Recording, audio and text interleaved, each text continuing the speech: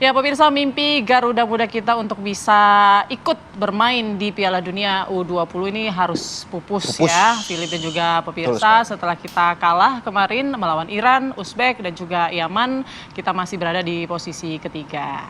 Dan untuk membahasnya ini pagi hari ini udah panas nih di studio kita, udah seru, sudah hadir bersama panas kami. Apa lemes nih sebenarnya? Yang satu lemes, yang satu panas gitu. Sudah hadir bersama kami Budi Setiawan selaku founder Football Institute. Selamat pagi. Pagi, Mas Budi. Wah, ini nih, wah udah. Yang panas ya? Yang panas ya. Dan juga ada Fernando Tabara selaku pengamat sepak bola. Selamat pagi Bang Fe. Selamat pagi. Pengamat nggak cocok nih. Apa nih? Pencetus Scorpion Trick. Tendangan kala jengking gitu. Putri mau tanya kemana dulu nih? Oke, kita ke Bang Fe dulu lah. Bang Fe mungkin sebagai pemain juga bisa menilai ya. Ini 3 kali bertanding nih Bang. 2 kali kita kalah, 1 kali imbang. Itu skornya juga lumayan jauh ya, 3-0, 3-1 begitu, yang terakhir 0-0. Ini ada apa nih dengan pemain kita nih sebetulnya? Ya saya pikir memang mungkin itu kualitas yang kita punya ya saat ini ya. Dan kalau saya melihat memang dari segi penampilan setiap pemain yang ada di lapangan ini nampak sekali kayak mentalnya memang belum siap untuk bermain di tingkat level yang tinggi di Piala Asia ini. Karena kalau saya melihat juga memang banyak pemain-pemain yang ada di timnas kita ini sekarang ini tidak begitu banyak juga dapat kesempatan jam terbang main di klub. Ada beberapa saja mungkin ya, di sana mungkin ada Tony Firmansyah, mungkin juga ada Doni Tripamungkas sebagai kapten dan juga Kadek Arel. Itu mungkin yang lebih banyak dominan bermain dalam reguler di klubnya, tapi selebihnya tidak. Tapi kan kemarin juga sudah sempat melangsungkan TC di Eropa yang cukup panjang begitu. Apakah itu juga tidak cukup mempengaruhi permainan kemarin? Iya, TC panjang ya saya setuju ya, memang perlu dilakukan juga. Terus ada juga mini turnamen yang dilakukan. Bahkan menurut saya mini turnamen terakhir kemarin itu yang Mandiri U20 Challenge turnamen itu justru malah itu pandangan atau juga mungkin itu gambaran bahwa ya timnas kita pasti akan gagal di Piala Asia. Karena apa? Di sana pun kita gagal. Kita urutan ketiga di turnamen itu, kita kalah lawan Jordan dan juga lawan Suriah kalau tidak salah, dan kita menang hanya lawan India yang notabene di dalam turnamen itu menjadi bulan-bulanan setiap tim yang ada. Kalah dengan skor telak 7-0, kita menang 4-0 aja. Dan artinya di situ kelihatan bahwa memang performa yang ditunjukkan itu belum maksimal untuk bisa tampil di Piala Asia U20. Oke, mungkin Mas Budi langsung saja nih, kalau secara target kan sebetulnya harusnya kita lolos ya. Tapi ternyata ya Indra Safri gagal membawa timnas muda kita untuk lolos ke Piala Asia begitu. Nah, bagaimana evaluasi dari Anda? Evaluasi kalau dari kita kan melihat bahwa memang ada target. Tapi orang ini fokusnya hanya target lolos ke Piala Dunianya. Padahal targetnya Coach Indra dari PSSI itu dia dikenain 3 target. 1 juara Piala AFF, 2 lolos Piala Asia U20, ketiga lolos Piala Dunia U20. Dari 3 target ini 2 tercapai nih. 1 tidak tercapai. Nah, evaluasi PSSI ini kan yang diharapkan oleh publik. Karena sebelumnya seperti tadi Philip sudah kasih kisi-kisi di depan, apakah akan ada treatment yang sama atau yang berbeda antara pelatih timnas senior dengan pelatih usia muda. Kalau saya melihatnya PSSI harus melihat ini dengan cara pandang tersendiri sebagai organisasi. Karena tekanan sebagai pelatih kepala timnas senior, tekanannya jauh lebih tinggi dibandingkan target yang diberikan kepada pelatih usia muda U20. Coach Indra pun juga dalam kurun waktu 15 tahun ini sudah mengantarkan timnas U20 ini lolos ke Piala Asia tahun 2013 di Myanmar, tahun 2018 kita sebagai tuan rumah di Indonesia, dan sekarang ke Cina. Walaupun hasilnya di Cina ini tidak sesuai dengan yang kita harapkan. Kenapa harapan itu sebetulnya sangat tinggi? Karena ekspektasi masyarakat sekarang, khususnya supporter sepak bola, ini ngomongnya nih udah Piala Dunia senior. Jadi bicara tentang timnas turunannya, mau nggak mau semuanya tuh secara alamiah, secara tidak sadar ingin diikuti. Baik tapi di kan timnas U23 maupun U20 juga sudah disokong dengan pemain-pemain diaspora. Apakah kemudian wajar nggak sih artinya masyarakat kemudian mempunyai ekspektasi yang lebih di timnas U20 kita yang sekarang? Itu pasti, ekspektasi itu pasti tinggi. Pasti tinggi, dan itu kan permintaannya kan harapannya bisa dipenuhi. Kalau dari sisi pemain-pemain yang sudah ada, saya melihat kualitas individu pemain-pemain U20 saat ini jauh lebih baik dibandingkan sebelum-sebelumnya. Tapi yang menjadi isu adalah mereka kurang jam terbang, mereka kurang pengalaman di kompetisinya mereka. Masalah TC jangka panjang menurut saya ini sudah bukan menjadi solusi lagi untuk untuk kepentingan timnas kita.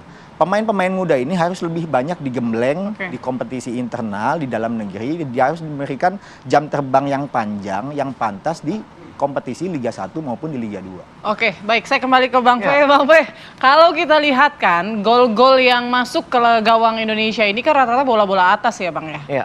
Sesulit itukah memang untuk menangkis bola-bola atas ini dari lawan atau apa faktor yang membuat kita kebobolan terus? Saya kadang kurang setuju ya ketika pada saat dikatakan bahwa pemain kita pendek-pendek, ya lebih pendek pada lawan. Kalau kita bicara masalah pemain belakang dari dunia pun Eropa banyak yang pendek, Baresi, Costakur atau Cannavaro,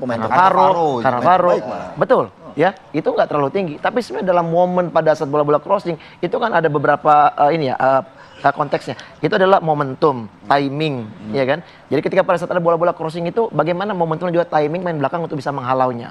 Apakah harus lebih dulu daripada pemain lawan untuk melompat, jumping, atau sebelum adanya crossing, bagaimana pemain-pemain yang bertahan untuk melakukan blocking, menghalau. Ya? Bagaimana juga mungkin menjaga gawang untuk bisa keluar mengintersep bola. Itu kan banyak momen-momen seperti itu. Karena ini kan sebenarnya kan alasan klasik dari dulu selalu menyalahkan bola-bola atas, bola-bola crossing silang yang mana selalu jadi momok bagi gawang Indonesia begitu Bang. Artinya kalau menurut saya sebenarnya kalau menurut saya sebagai saya juga mantan pemain, pasti harus ada solusi nih.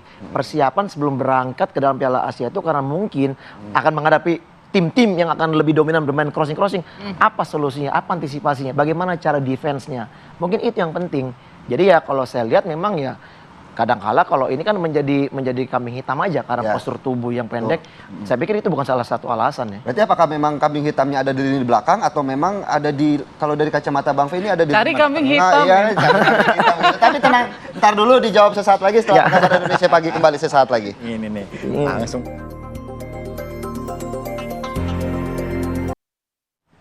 Kembali di Apa Kabar Indonesia Pagi, pemirsa melanjutkan dialog kita di bola hari ini. Bang Fe melanjutkan tadi. Ini kan kalau dari hasil kemarin, kemudian dievaluasi adalah bola-bola crossing ke depan gawang Indonesia yang disalahkan, yang dikambing hitamkan.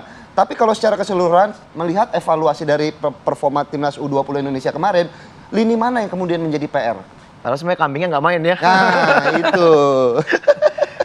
Jadi kalau tadi saya juga katakan ya bahwa memang sebenarnya pada saat sebelum memasuki event sebesar Piala Asia ini ya tentunya pasti kan setiap pelatih kan juga udah menyiapkan ya bagaimana strategi untuk menghadapi lawan-lawan yang mungkin mempunyai kemampuan bola-bola crossing ya kan.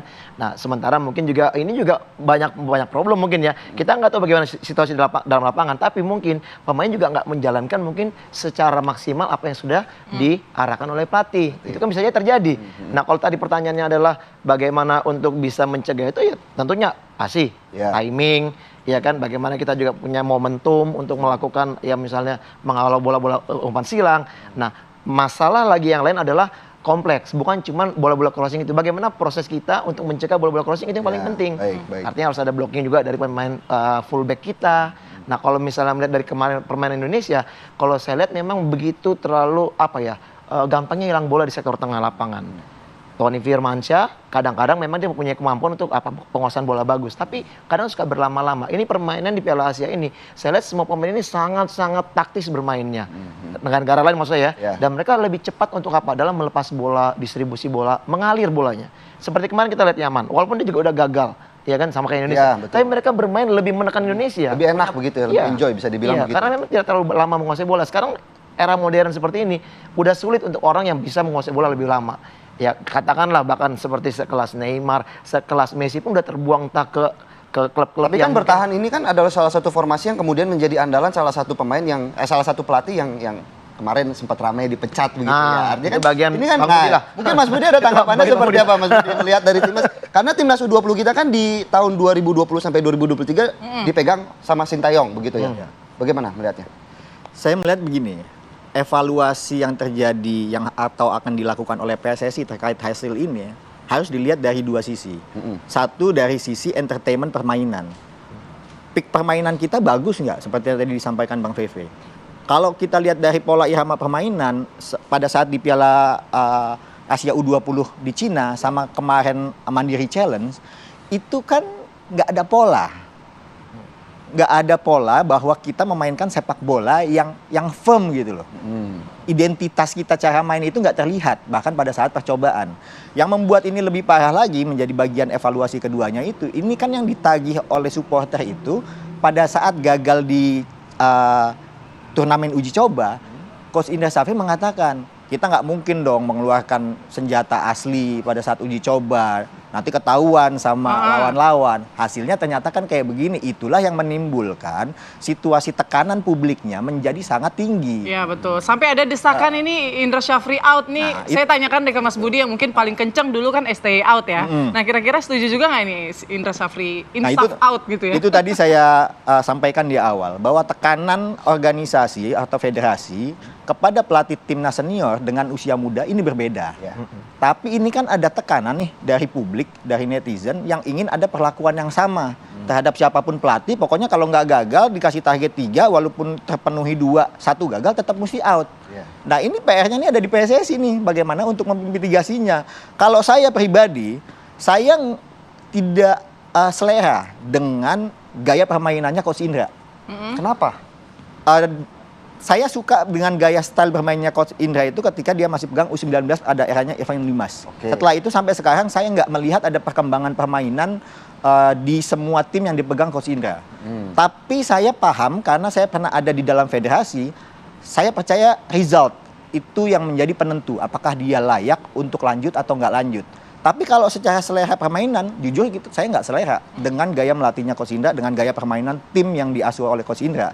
Tapi dia dari 3 target yang diberikan, 2 achieve. Nah 1 nggak achieve nih. Tapi semuanya pengen kita lolos ke Piala Dunia di semua level tim. Pertanyaannya itu apakah dia lanjut atau enggak? Nah kita melihatnya mitigasinya ya gampang aja. Apakah nanti PSSI akan memberikan kesempatan lagi kepada Coach Indra karena di depan mata nih ada SEA Games dan Piala Asia U23. Harapan Mas Budi? Harapan saya ingin ada penyegaran. Saya ingin ada penyegaran di PSSI terkait pelatih usia muda. Banyak sekali pelatih-pelatih kita yang sudah ada 44 orang yang memiliki lisensi Pro AFC. Seperti? Oh banyak banget itu. Mantan-mantan pemain timnas di era Primavera itu semuanya hampir sebagian besar udah punya lisensi untuk Apro. Dan ini mereka harus diberikan kesempatan, entah itu di dalam klub Liga 1, Liga 2 ataupun di tim nasional. Jangan sampai nanti orang melihat bahwa kayak nggak ada orang lain aja untuk dikasih kesempatan. Apakah kemudian harus secepat itu untuk melakukan penyegaran, mengingat ini ada 2 turnamen berikutnya? Apakah kemudian tidak bisa diberikan lagi proses ataupun kesempatan ke depannya begitu? Kalau untuk pelatih kepala U23 sepertinya enggak, karena udah ada Gerald Vandenberg kan sebagai itu untuk di Piala Asia U23 dan juga target SEA Games. Pertanyaannya apakah SEA Games nanti akan diberikan kepada Coach Indra lagi karena dia sudah pernah emas sebelumnya atau Gerard Vandenberg. Nah ini PSSI sepertinya nih akan menimbang nih dengan sangat seksama apakah Gerard Vandenberg akan dipegang untuk Piala Asianya atau untuk SEA Games-nya. Nah ini adalah mungkin ya tahun terakhirnya Coach Indra ini kalau seperti ini. Karena mungkin ada batas limitasi kontrak juga kan yang akan menjadi pertimbangan. Kalau sekarang pecat Coach Indra di tengah jalan, kemarin dari kompensasi STY juga gede, sekarang mesti pecat orang double, lagi. jadi harus bayarnya double, pusing begitu ya. Tapi kalau dari kacamata Bang Fe sendiri melihat bagaimana evaluasi dari pelatih Coach Indra sendiri menangani timnas U20 di sepanjang, mungkin terutama di Piala Asia dulu deh ya, kita berbicara di Piala Asia ini. Seperti apa? Apakah memang karena ini kekalahan Indonesia memang karena masuk dari grup neraka di grup C atau memang kurang hoki kurang hoki karena walaupun Caraka nggak main. Hoki nggak main, Caraka nggak dipanggil. Tapi memang karena kualitas, tapi kita berbicara proses karena kan di timnas U20 ini kan kategori usia. Kita berbicara proses, tidak bisa berbicara hasil semata begitu. Seperti apa Bang Fe melihatnya? Tadi udah dikatakan oleh Bang Budi ya bahwa memang Bang Budi tidak selera dengan cara permainannya. Kalau saya lebih tidak selera dengan cara game plan. Ya, ini mungkin permainannya lebih kompleks ya. Tapi game plan yang mungkin tidak pernah ada perubahan ketika kita mendapatkan tekanan dari lawan. Tidak ada solusi di sana. kalau kita melihat ini kan banyak juga ya asisten pelatih mungkin bisa memberi masukan kepada Coach Indra Safri, tapi mungkin itu tidak diterima atau tidak dijalankan, tidak tahu juga ya. Karena kalau menurut saya setiap pelatih yang ada di dalam tim itu sendiri itu mempunyai kapasitas memberikan masukan-masukan supaya ada perubahan dalam permainan. Ataupun juga mungkin ketika pada saat diberikan perubahan atau juga solusi yang diminta oleh pelatih tidak dimainkan oleh pemain, kita juga nggak pernah tahu di situ. Sejauh mana tingkat pemahaman pemain untuk menjalankan strategi dari pelatih. Itu juga paling penting. Gitu. Jadi kalau misalnya tadi udah dikatakan, sebenarnya kalau kita lihat Indonesia ini sebenarnya ada udah ada angin segar ketika pada saat memenangkan pertandingan di Seoul on Earth Cup kalau nggak salah itu lawan Argentina. Kita menang dengan skor 2-1. Itu persiapan sebelum masuk ke Piala Asia. Itu kan sekarang kan seperti wah luar biasa nih di Piala Asia kita bisa lolos Piala Dunia nih. Argentina kita kalahkan, ya Bang Budi ya. Tapi nyatanya enggak. Artinya stuck cuma sampai di sana. Kenapa tidak mengembangkan lagi dengan berbagai macam variasi strategi, game plan yang berbeda, sehingga akhirnya semakin menarik dan akhirnya Bang Budi juga puas melihat asuhan dari Indra Safri di Piala Asia ini. Ya, jadi Menurut saya sebetulnya begitu ya. pemain kita yang kurang mumpuni atau memang strategi atau pelatih yang gagal menerapkan game plan kurang tadi? cocok begitu. Tadi udah dijawab sama Bang Budi ya, bahwa jam terbang. Sama, saya juga udah mengatakan jam terbang ya. Bagaimanapun juga TC panjang, tapi mereka jam terbangnya kurang dalam permainan, kompetisi yang rutin, itu juga berpengaruh. Tapi kan kalau kita bicara Piala Asia, levelnya Asia, ini kan salah satu step yang bisa dibilang satu tingkat di atas dari kualitasnya Indra Safri. Karena kalau memang untuk di Asia Tenggara, kita Indra Safri memang luar biasa begitu. Ya. Kita tanggapannya seperti apa? Ya, jadi berarti dengan hasil kegagalan ini ya ini challenge buat Coach Indra Safri bahwa memang dia untuk level ASEAN, Asia Tenggara, betul, dia Asia sudah Tenggara. oke lah. Tapi berarti apa? Challenge dia untuk kedepannya bahwa dia harus bisa untuk lebih baik lagi di tingkat Asia. Karena Pak level Asia ini setiap tim itu berbeda dengan mini turnamen dan juga kompetisi yang untuk menuju ke Piala Dunia. Semua tim pasti mempersiapkannya dengan sangat luar biasa. Ya, jadi ya ini mungkin yang menurut saya menjadi pelajaran juga bukan buat pemain aja, bahkan buat pelatih juga bahwa memang kegagalan ini mereka harus lebih baik lagi untuk bisa menjalankan tugas sebagai pelatih ke depannya. Setuju dengan Mas Budi? Out apa stay gitu? Kalau saya itu kembali kepada kebijakan dari PSSI ya. Saya setuju ketika memang diberikan kesempatan buat yang lain karena kalau menurut saya memang harus ada lagi yang namanya regenerasi lah dari pelatih untuk di tingkat usia muda seperti ini. Mas Budi mungkin terakhir melihat bagaimana kemudian dinamika posisi pelatihan ini, apakah kemudian legacy yang ditinggalkan dari Sintayong selama 3 tahun memegang timnas U20 memang seperti ini, atau mungkin sebenarnya kita bisa bersaing di level Asia begitu? Pertama kalau bicara bersaing di level Asia, karena kita sudah lolos ke putaran final Piala Asia U20, tentunya kita pantas untuk bersaing. Pantas, dengan mereka. betul. Tapi sekali lagi ini bicara kematangan, ini bicara masalah kedalaman. Kalau kita melihat Uzbekistan, dia punya 8 kali tampil di U20, sekali juara.